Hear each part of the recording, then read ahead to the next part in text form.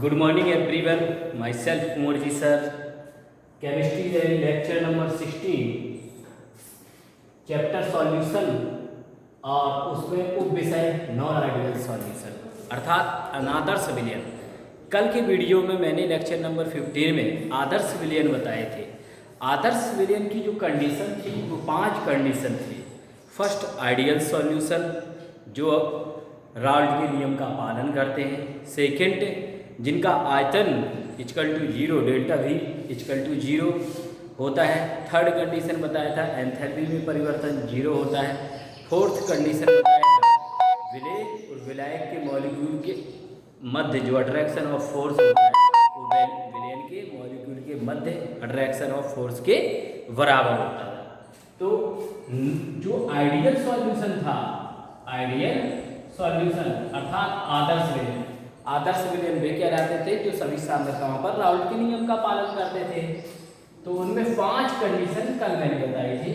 उनमें से ये था PTH theoretical pressure equal to pressure observed pressure, अर्थात जो टोटल प्रेशर होता है थ्योरेटिकल प्रेशर वो ऑब्जर्व्ड प्रेशर के इक्वल होता है जो राउल्ट के नियम का पालन करता है।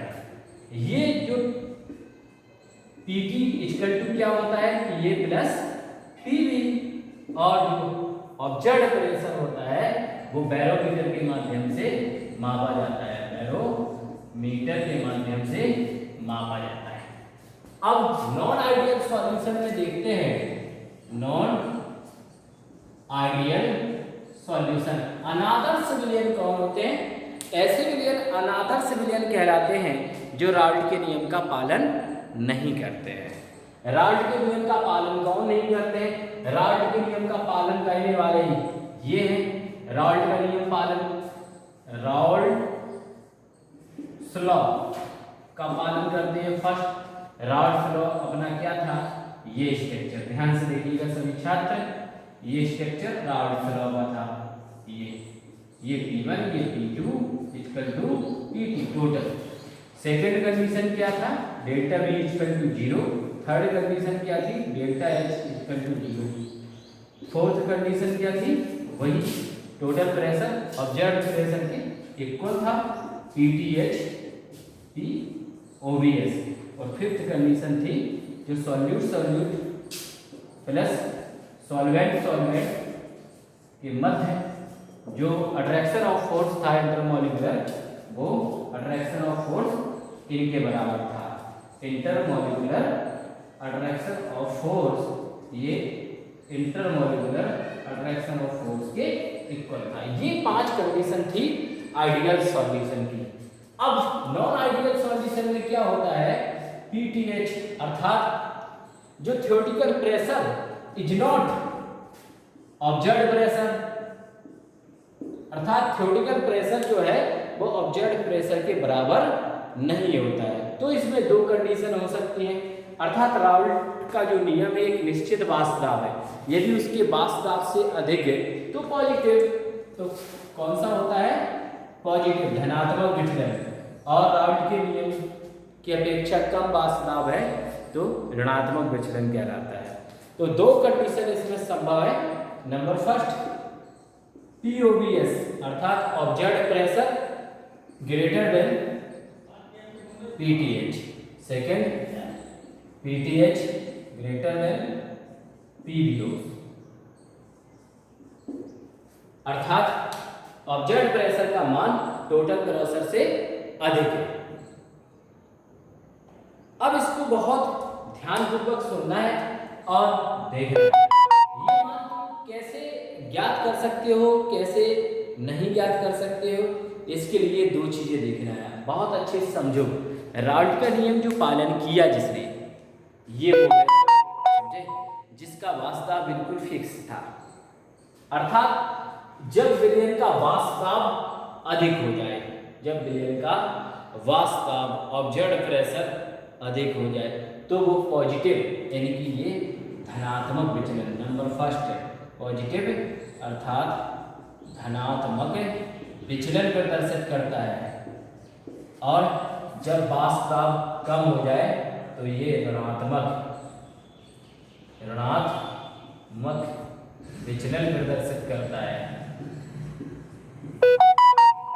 धनात्मक विचलन कब प्रदर्शित करेगा और ऋणात्मक विचलन कब प्रदर्शित करेगा, ये आपको ग्राफ के द्वारा बहुत अच्छे से समझाया जाना है।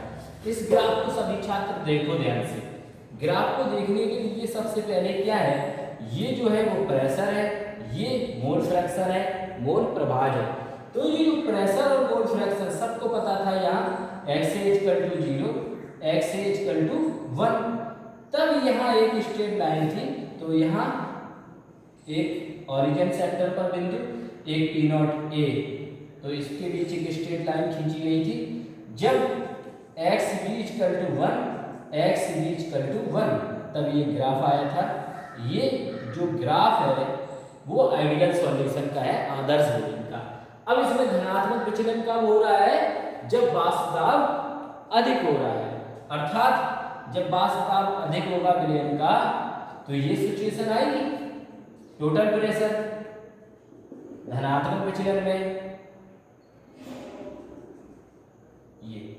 तो ये स्ट्रक्चर बनके तैयार हो गया धनात्मक विचलन के लिए, अर्थात जो सॉल्यूशन है उसका वेपोराइजेशन क्षमता क्या है, अधिक है। समझिए इस चीज को। तो ये तुम जानोगे कैसे, उसको भी मैं समझाता हूँ। जैसे कि पात्र में देखते हैं, ये जो सॉल्यूशन है ए, ये कौन है, सॉल्यूट, और ये कौन है, बीबी,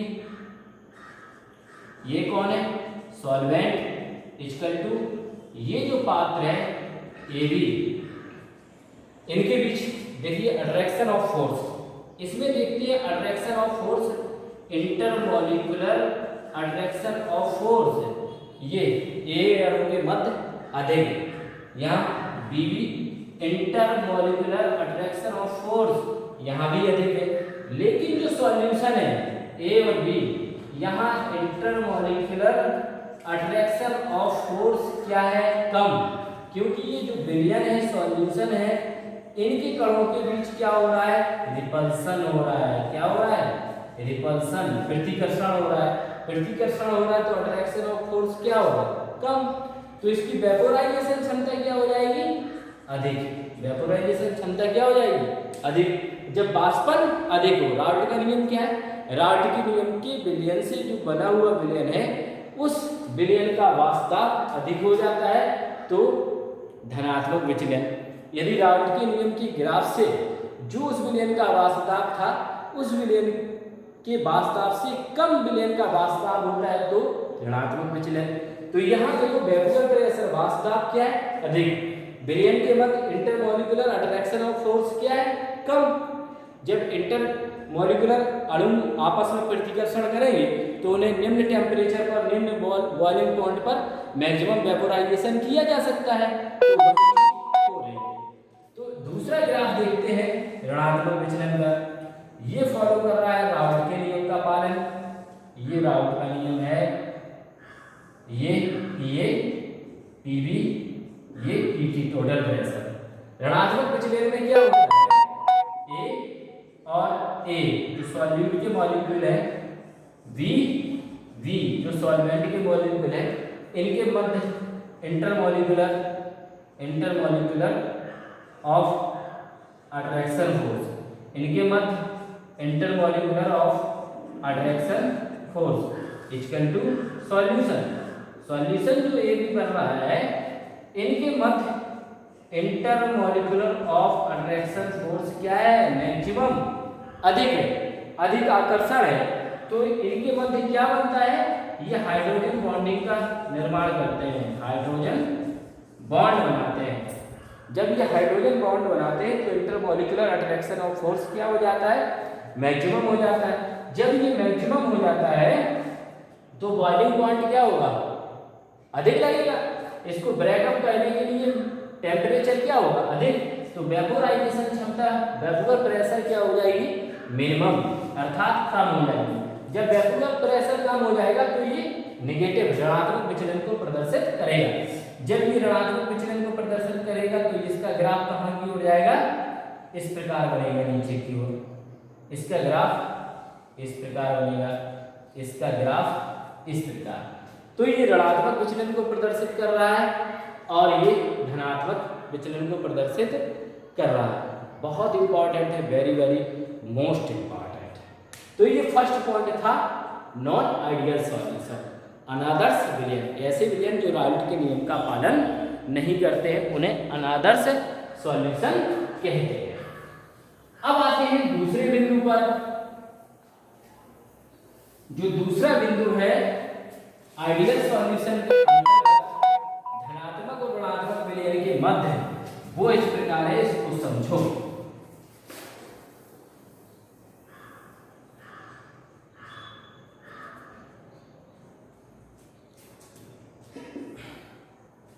ये पॉजिटिव विचलन, ये नेगेटिव विचलन। ये दूसरा बिंदु क्या है, जब पॉजिटिव विचलन था तो उनके अणुओं के मध्य क्या था, ए मॉलिक्यूल्स और बी मॉलिक्यूल्स।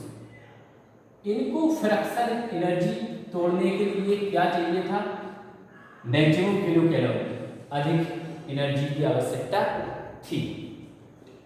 अधिक का अर्थ है जैसे मान लिया 10 जूल की आवश्यकता है, यहाँ भी 10 जूल की आवश्यकता है। इसका जो सॉल्यूशन प्राप्त हुआ है AV, तो इसको ब्रेकअप करने के लिए सिर्फ 8 जूल की आवश्यकता हो। कितने की, 8 जूल। तो ये क्या है, सॉल्यूट का, बी क्या है, सॉल्वेंट का। जब ये सॉल्यूशन बना तो इनके मध्य क्या था, रिपल्सन हो रहा था। क्या हो रहा था इनके मध्य, रिपल्सन। जब इनके मध्य रिपल्सन हो रहा है अर्थात प्रतिकर्षण हो रहा है, प्रतिकर्षण हो रहा है दो अणुओं के बीच, तो ब्रेक करने के लिए कम एनर्जी की आवश्यकता पड़ेगी। जब हमें कम एनर्जी की आवश्यकता पड़ेगी तो ये धनात्मक विचलन हुआ था। तो यहाँ ए सॉल्यूट के ए और बी की तुलना में जो सॉल्यूशन का AB है वहाँ उनके बीच बॉन्ड क्या होते हैं, उनके बीच बॉन्ड क्या होते हैं, बी। कंपेयर किया जाए, उनकी तुलना की जाए, सॉल्यूट और सॉल्वेंट से बना हुआ जो सॉल्यूशन होता है उनके मध्य जो बॉन्ड होता है उसको ब्रेकअप करने के लिए कम एनर्जी की आवश्यकता होती है। और यही सेम नेगेटिव में होता है। नेगेटिव में क्या होता है, same condition, A B V equal to A B, अर्थात ये क्या है आपका सॉल्वेंट और ये क्या है बेटा सॉल्यूट। तो इनके मध्य जो ब्रेकअप करने के लिए है वो अधिक 10 जूल की आवश्यकता है, यहाँ भी 10 जूल की आवश्यकता है एनर्जी। लेकिन यहाँ attraction of force, intermolecular attraction of force क्या है, मैक्सिमम। तो यहाँ 12 जूल की आवश्यकता है एनर्जी। कितनी आवश्यकता है, 12 जूल। तो इसको तोड़ने के लिए मोर एनर्जी की आवश्यकता होती है। तो दूसरा अंतर क्या है, धनात्मक विचलन के लिए कम एनर्जी की आवश्यकता होती है उसको ब्रेकअप करने के लिए विलयन को, और जो ऋणात्मक विचलन से बना हुआ विलयन होता है उसको वेपोराइज करने के लिए, वाष्पीकृत करने के लिए अधिक एनर्जी की आवश्यकता होती है, क्योंकि उनके मध्य अणुओं के मध्य intermolecular attraction of force maximum होता है। तो ये दूसरा बिंदु था। तीसरा बिंदु देखते हैं, बहुत अच्छे से इसको समझते हैं। इसके एग्जाम्पल को भी समझ सकते थे। पहला एग्जाम्पल इसका क्या था, एथिल एल्कोहल। एग्जाम्पल इसका क्या था, एथिल एल्कोहल प्लस H2O। इसका एग्जाम्पल था हाइड्रोजन क्लोराइड प्लस H2, या एसीटोन और क्लोरोफॉर्म के मध्य भी ये सारे मॉलिक्यूल्स पाए जाते हैं। एसीटोन और क्लोरोफॉर्म क्या है, एग्जाम्पल इसी का है। एसीटोन का अर्थ है CH3 double bond C double bond O, और क्लोरोफॉर्म का अर्थ क्या होता है, CH सिंगल बॉन्ड Cl3, ये क्लोरोफॉर्म। तो ऑक्सीजन और हाइड्रोजन के बीच ये कौन सा बॉन्ड पाया जाता है, हाइड्रोजन बॉन्डिंग।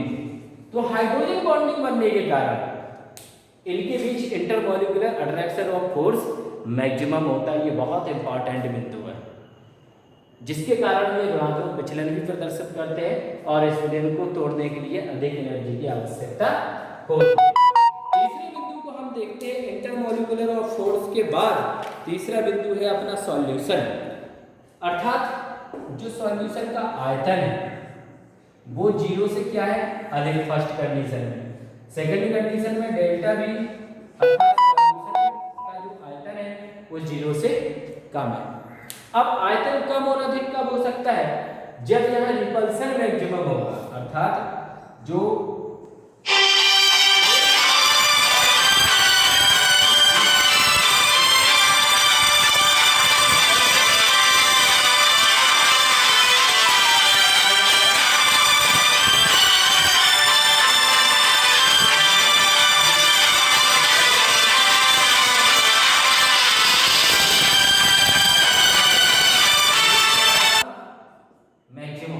डेल्टा V का मान भी क्या होगा मैक्सिमम। जब डेल्टा V का मान मैक्सिमम होगा तब देखिए डेल्टा V का मान क्या है मैक्सिमम। ये मैक्सिमम अब कैसे पता पड़ेगा, विद एग्जाम्पल दे देते हैं, एग्जाम्पल को समझते हैं कैसे। आयतन अधिक है A प्लस V और यहाँ A V, यहाँ जब ये 5 ml लिया गया, यहाँ 5 ml लिया गया, तो यहाँ जो आयतन होता है वो 10 ml से अधिक होता है। 10 ml से क्या होता है अधिक, तो डेल्टा जो V होता है सॉल्यूशन वो क्या हो जाता है अधिक हो जाता है। और सेकेंड कंडीशन में देखते हैं, यही example A plus B equal to A। यहाँ यदि 5 ml लिया गया, यहाँ 5 ml लिया गया, तो ये 10 ml से क्या होगा कम, 10 ml से कम, क्योंकि यहाँ A और B सॉल्यूशन है। यहाँ इंटरमोलिकुलर अट्रैक्शन ऑफ फोर्स क्या है वो है मैक्सिमम, तो B क्या होगा कम, इसलिए del V solution is less than 0। Sorry, यहां देखिए इसका मान 0 से क्या है अधिक, तो सॉल्यूशन का मान डेल V का मान क्या है अधिक। इसको अच्छे से समझिएगा, वॉल्यूम क्या है अधिक, अट्रैक्शन यहाँ क्या है अधिक, और यहाँ इंटरमोलिकुलर का जो अट्रैक्शन है वो मैक्सिमम पाया गया, यहाँ इंटरमोलिकुलर का जो अट्रैक्शन है वो मिनिमम पाया गया, इसलिए डेल V का मान अधिकतम हुआ। इसके बाद नेक्स्ट चौथा पॉइंट देखते हैं, इसमें बहुत इंपॉर्टेंट है चौथा बिंदु, समझिए। डेल H एंथैल्पी में परिवर्तन, डेल्टा H एंथैल्पी में परिवर्तन। अब डेल्टा H जो सॉल्यूशन का है वो 0 से क्या है अधिक, यदि डेल्टा H बराबर 0 है तो आइडियल सॉल्यूशन हो जाएगा। डेल्टा H जो सॉल्यूशन है वो क्या है 0 से कम। अब एंथैल्पी में जो परिवर्तन है वो किस प्रकार तुम ज्ञात कर सकते हो, उसके लिए बहुत इजी तरीका है, देखिए ध्यान से।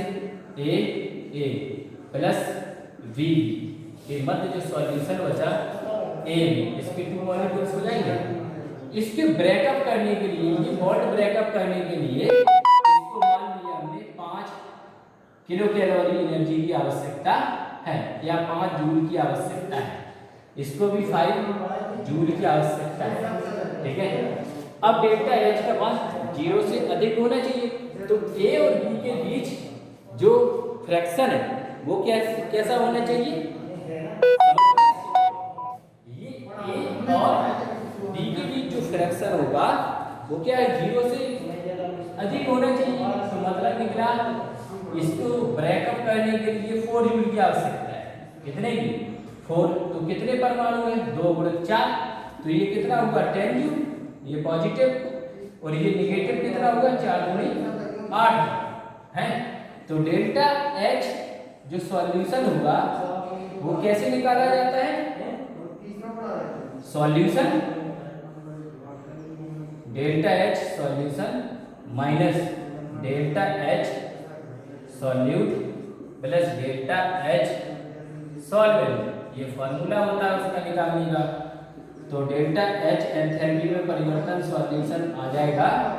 ये सॉल्यूशन का कितना है, ये -8 जूल और सॉल्यूट प्लस सॉल्यूट ये 5 अर्थात 10 जूल्स। ये रिजल्ट पॉजिटिव है। तो डेल्टा H सॉल्यूशन का मान कैसा आया, धनात्मक। कैसा आया, पॉजिटिव। यही चीज है delta H solution equal to 0 अर्थात 0 से अधिक आया डेल्टा H सॉल्यूशन का मान। देखिए ध्यान से, ये सेम कंडीशन में यही चीज A plus V equal to A। अब देखिए इसको ब्रेकअप करने के लिए 5 जूल, इसको ब्रेकअप करने के लिए 5 जूल की आवश्यकता हुई। अभी सॉल्यूशन का जो बॉन्ड था वो क्या था, वीक। अब सॉल्यूशन का जो बॉन्ड है इंटरमॉलिक्यूलर आधे केस में, तो ये क्या है, स्ट्रॉन्ग। स्ट्रॉन्ग है तो यहाँ कितना लगा, 6 जूल। कितने मॉलिक्यूल्स हैं, 2, 6 × 2, तो ये कितना हो जाएगा 10 जूल और ये कितना हो जाएगा 12। तो delta H solution equal to कितना हो जाएगा 10 - 12। तो डेल्टा H सॉल्यूशन कितना हो जाएगा -2। तो डेल्टा H सॉल्यूशन कितना हो जाएगा बेटा, नेगेटिव। देखिए डेल्टा H का मान 0 से क्या है, तो डेल्टा H का मान 0 से ये कम। ये चौथा बिंदु था। अब पांचवें बिंदु को देखते हैं। इसके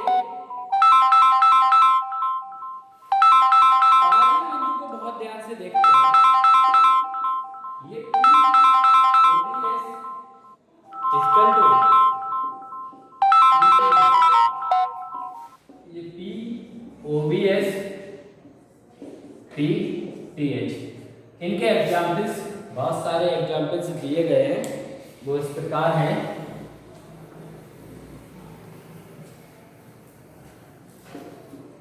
फर्स्ट एग्जाम्पल है ethyl alcohol C2H5OH plus H2। Second है methyl alcohol CH3OH H2O। Third example है इसका carbon dioxide plus acetone. Fourth example है CCl4 carbon tetra chloride plus acetone. इधर देखते हैं, फर्स्ट एग्जाम्पल है acetone chloroform. Example acetone plus CHCl3। Second example है phenol plus aniline. ये बहुत इंपॉर्टेंट है, ये स्टार है अपने आप में, क्योंकि ये फिनॉल क्या होता है, एसिडिक मीडियम। एसिडिक मीडियम को प्रदर्शित करता है और ये बेसिक मीडियम को प्रदर्शित करता है।